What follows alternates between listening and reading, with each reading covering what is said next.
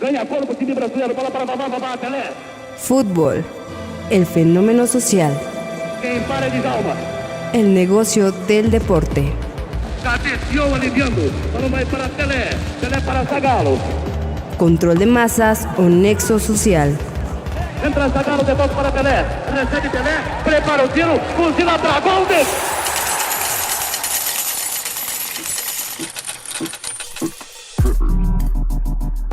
Homo Ludens, conducido por Carlos Alberto.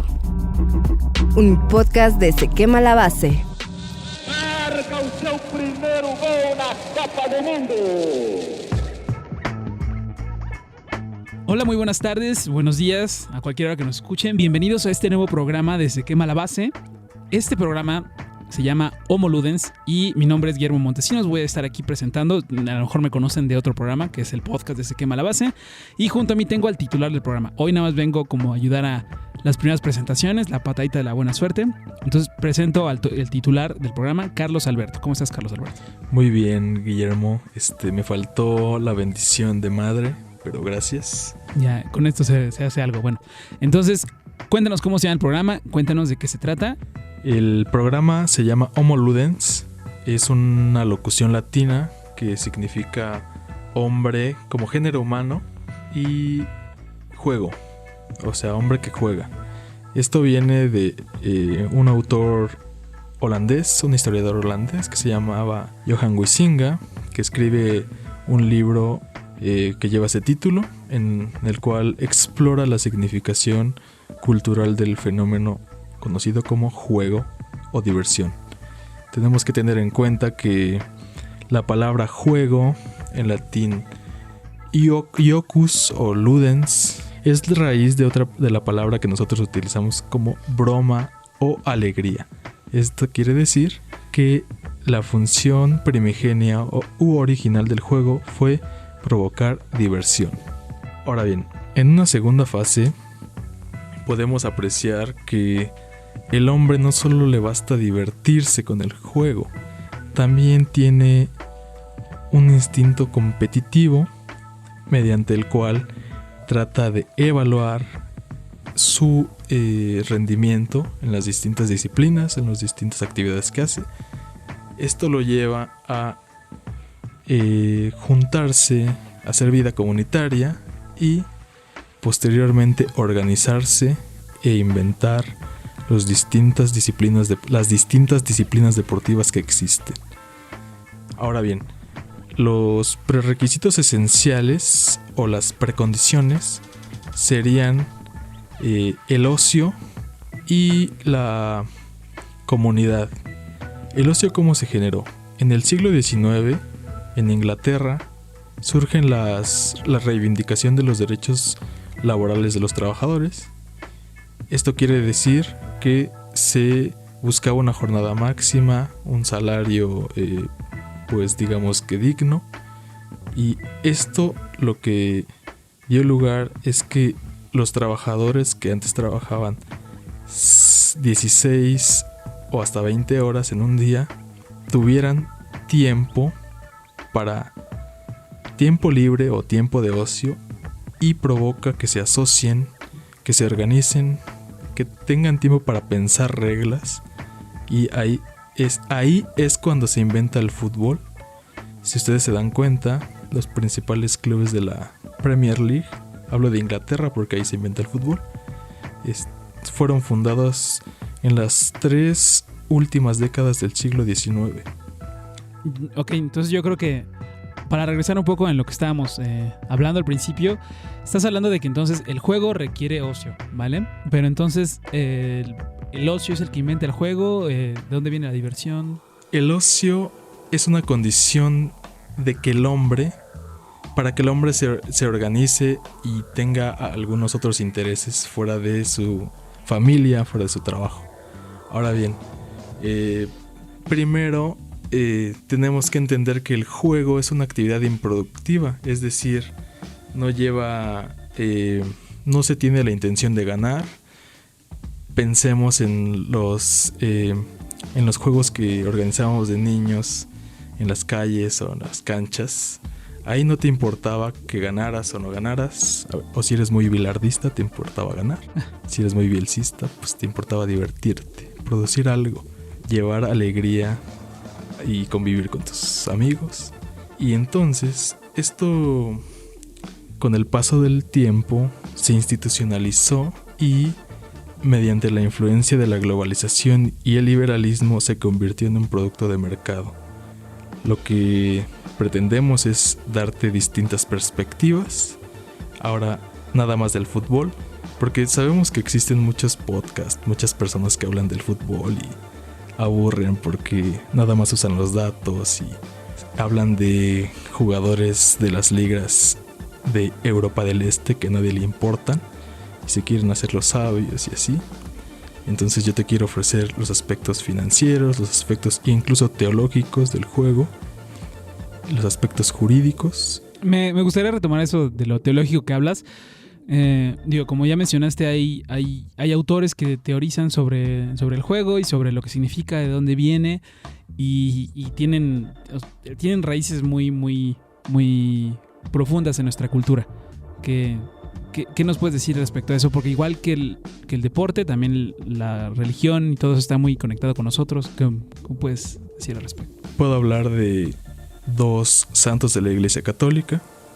El primero, San Pablo, Saulo de Tarso.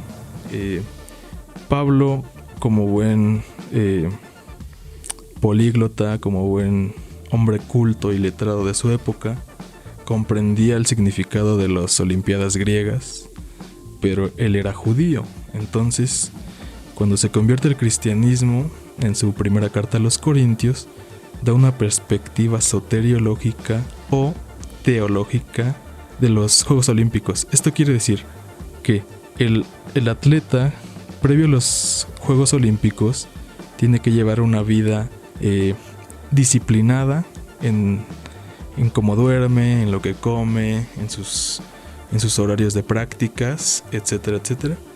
Entonces, si no la lleva así, corre el riesgo de que no pueda calificar a las Olimpiadas. Pablo, si lo ponemos en una visión un poco más metafísica, Pablo dice: la vida cristiana te invita a que tengas ciertas privaciones de pensamientos, de cierto tipo de actividades como la actividad sexual y etcétera, en orden a llegar a la meta que consiste en llegar al reino de Dios. Entonces él dice, bueno, ok, así como los atletas se preparan, los atletas ayunan, los atletas practican, eso es una serie de dificultades que los atletas van sorteando. La vida cristiana es eso: sortear las tentaciones, sortear los impedimentos y siempre tener los ojos en la meta.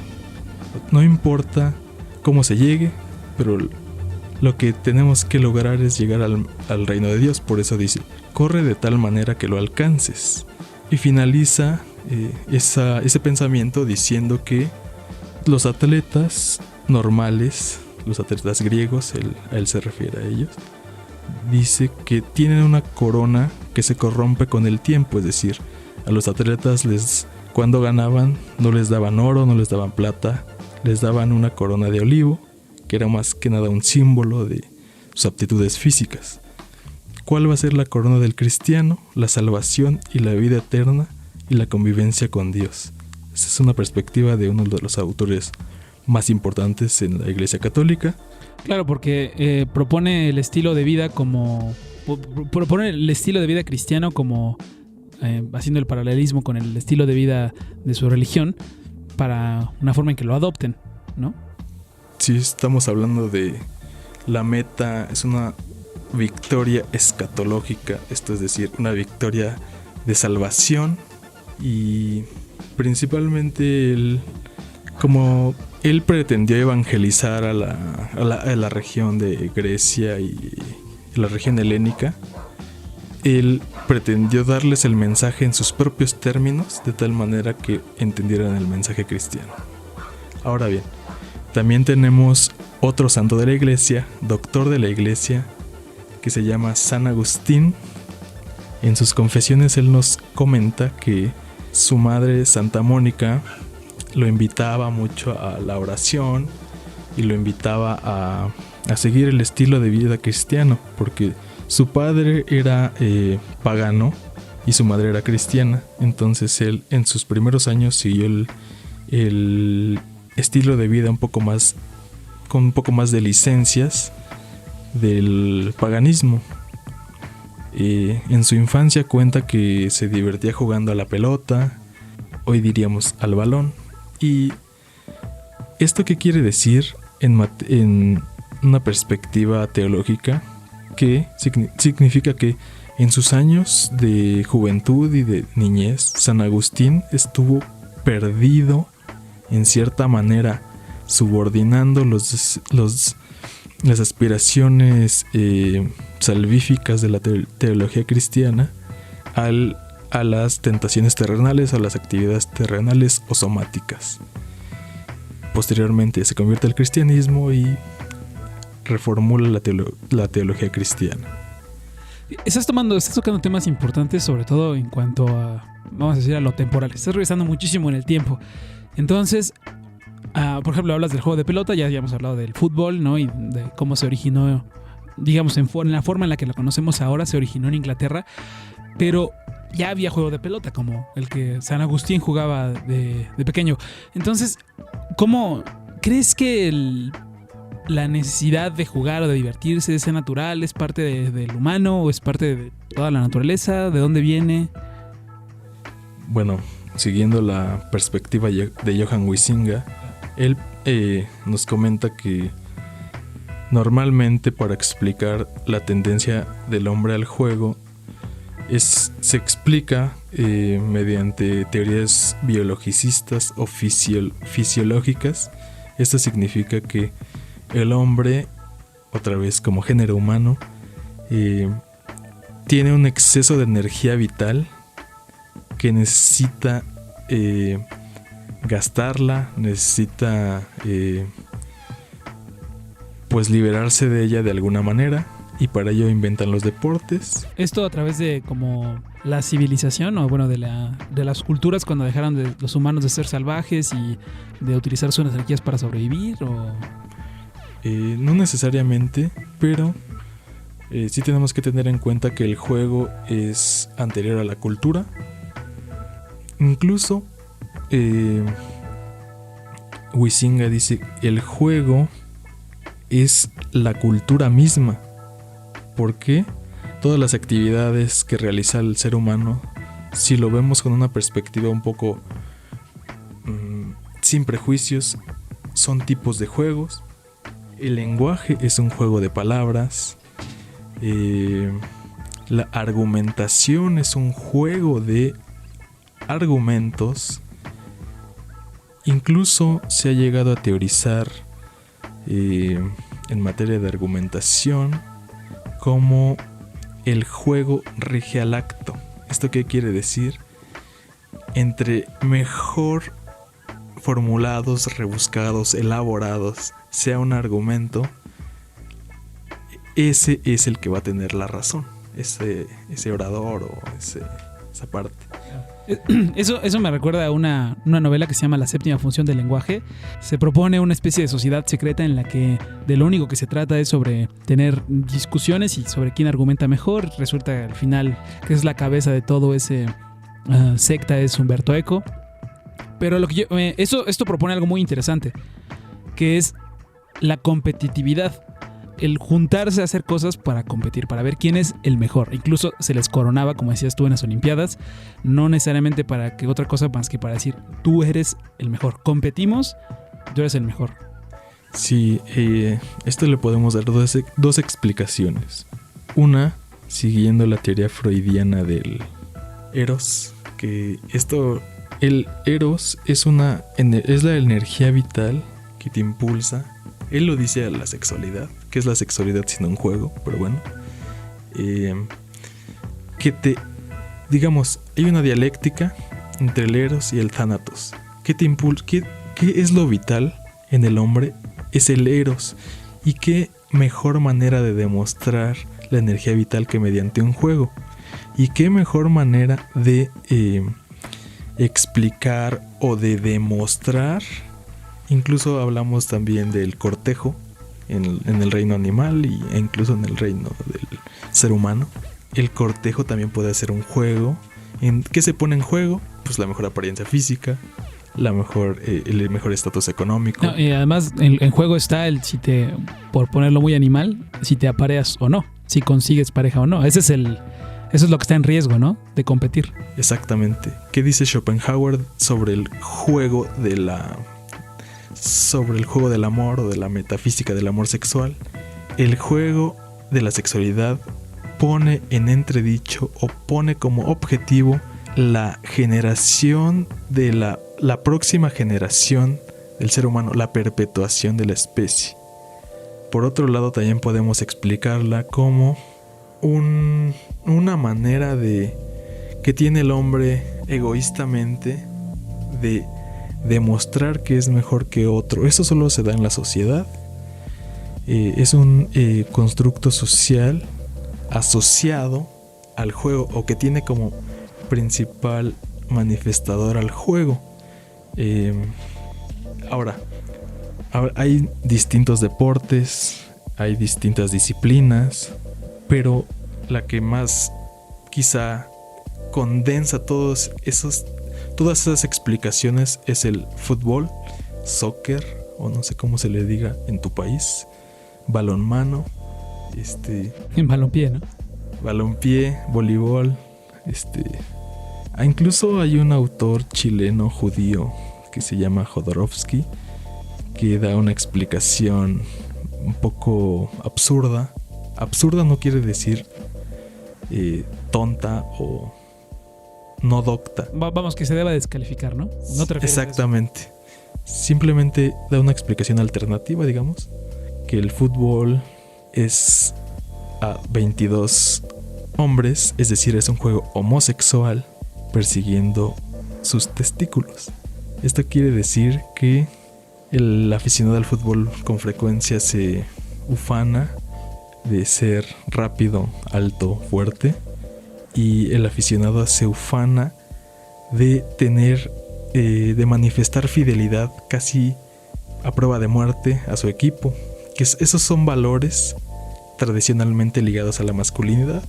Si lo vemos desde esta teoría de Jodorowsky, es una teoría un poco distinta a lo que siempre se ha manejado. Ahora bien, el fútbol inició siendo un deporte de diversión lúdico. Posteriormente, en el siglo XX,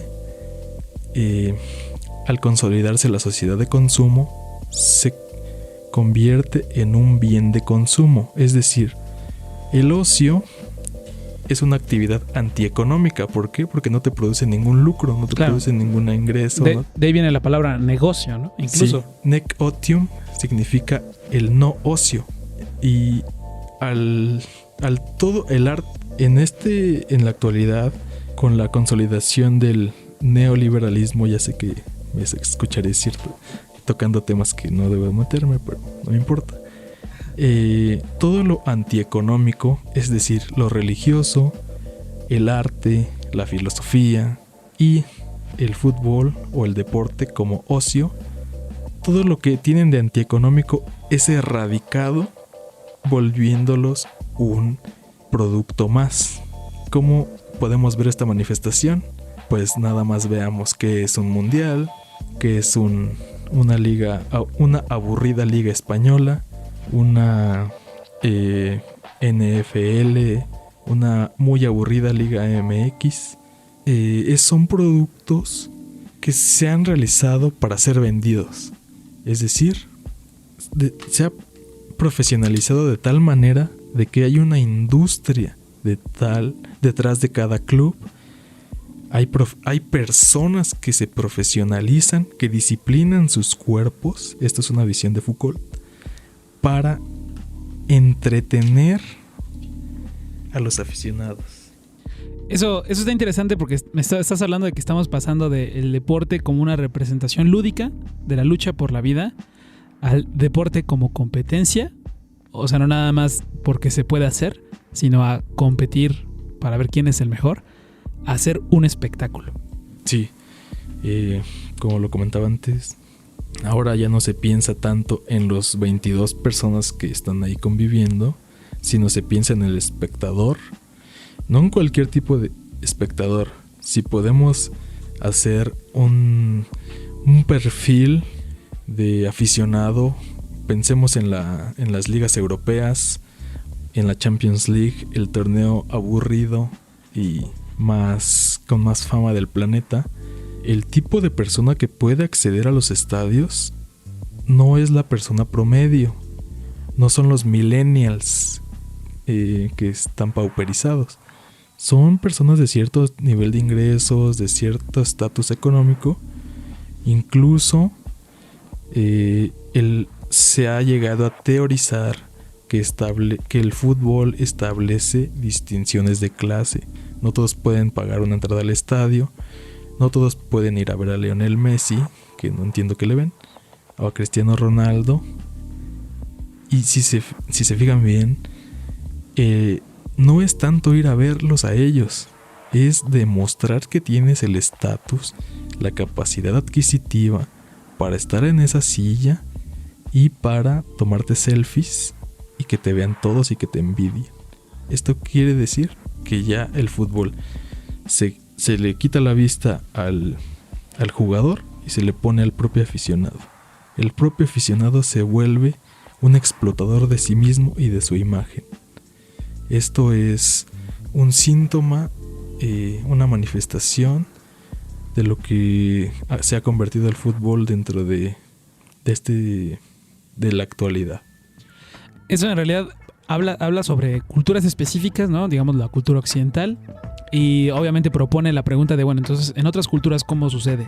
Pero lo que me gustaría que abordaras más bien es, estás hablando de que hay culturas, más bien hay diferentes culturas que tienen orígenes completamente distintos, que vienen de lugares completamente distintos en el planeta, y el deporte es el mismo. ¿A qué se debe? Bueno, aquí tenemos que dar una explicación metafísica, como bien lo acabas de decir, Guillermo, de la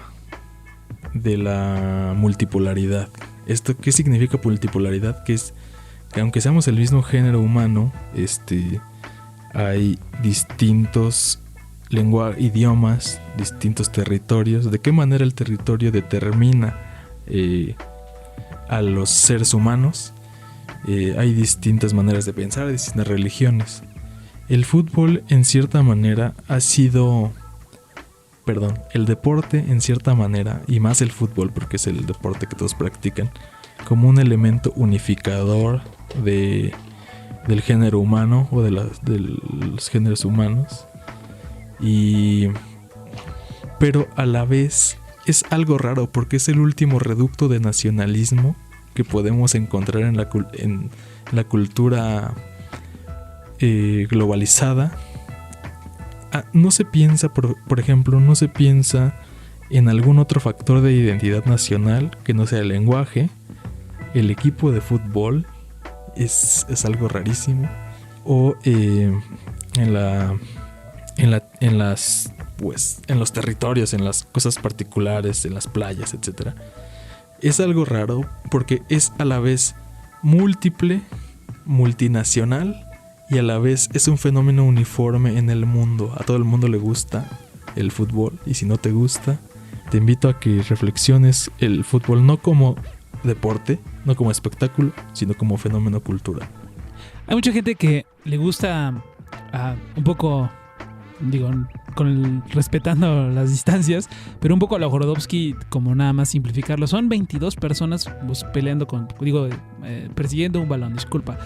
Entonces, vamos, se supone que más bien de esto se va a tratar el programa, de la diferencia entre 22 personas, o más de 22 por los que están en la banca jugando con el balón, y las quién sabe cuántas viendo en el estadio, y las quién sabe cuántas viendo más que datos y números es de qué se trata el fútbol. Entonces, ¿qué le dirías a esas personas que están renuentes y que dicen, mira, el fútbol es nada, ¿no? Es cualquier cosa? O incluso, ya que hablabas tú de las clases, que es el fútbol es como algo de una clase inferior. Solamente. Digo, a pesar de que ya dijiste tú que se requiere X cantidad de dinero o un estatus para entrar a ver partidos europeos de las ligas Premier, ¿no? Y de las ligas más altas, pero aún así mucha gente lo considera como, nah, pues esto es, digo, por usar una mala palabra, pero eso es para nacos, o esto es para pobres. Entonces ahí hay dos cosas, ¿no? La que lo descalifican porque pues es para pura gente, ahí nada más no están haciendo nada, ¿no?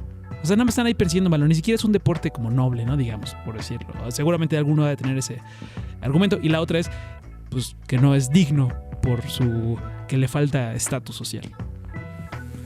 Sí, bueno, la primera objeción es la objeción intelectual tipo Borges, que dice que es algo poco retador intelectualmente. Ese es un tipo de objeción. La otra es del estatus de clase. Yo les diría que los principales clubes deportivos de fútbol tienen una organización idéntica a las principales empresas o las empresas que tienen más ingresos en el mundo. ¿Cómo pensaría yo atraer a ese tipo de aficionado? Explicándole el tipo de sociedad jurídica o de estructura corporativa, estructura de negocios, estructura incluso en materia de arquitectura, explicar cómo un equipo de fútbol está organizado, un equipo profesional de fútbol está organizado, para que de esa manera incluso podamos ofrecer una cierta perspectiva empresarial o de negocios. También cómo están estructuradas sus finanzas y algunas otras cosas, como podría ser cómo se negocian los contratos de los jugadores, porque en el siglo XXI las únicas personas por las que se paga y es bien visto son a los futbolistas, a los deportistas que se compran y se venden entre clubes. Dicen que son sus derechos, yo los veo siendo vendidos como mercancías, pero respeto las opiniones. Pues muy bien, creo que eso cumple con presentar el programa, de qué se va a hablar, de qué se va a tratar. La misma recomendación es una forma de decir a la gente el fútbol, los deportes en general, pero sobre todo el fútbol, que es tan popular y tan comercializable, tiene más aspectos que nada más lo que esté pasando adentro de la cancha y cuántos puntos lleva uno y quién salió campeón esta temporada. Hay todo un mundo alrededor. Sí, como lo comenté hace rato, hay muchas personas que hablan de fútbol recientemente, hablan de especialistas en datos, en cosas así, pero se ocupan nada más de lo que sucede dentro del campo de juego y en la hora del juego. Antes de eso hay campañas publicitarias, hay toda una planeación corporativa, etcétera, que es digna de explicarse y de estudiarse para todo aquel interesado en el deporte, no solamente como diversión, sino como pues digamos como algo que explica de alguna manera la cultura en la cual estamos inmersos. Pues muy bien, en realidad esto es apenas una pequeña probadita de lo que se va a tratar el programa. Me imagino vas a tomar estudios en casos de estudio de cosas en específico o de situaciones.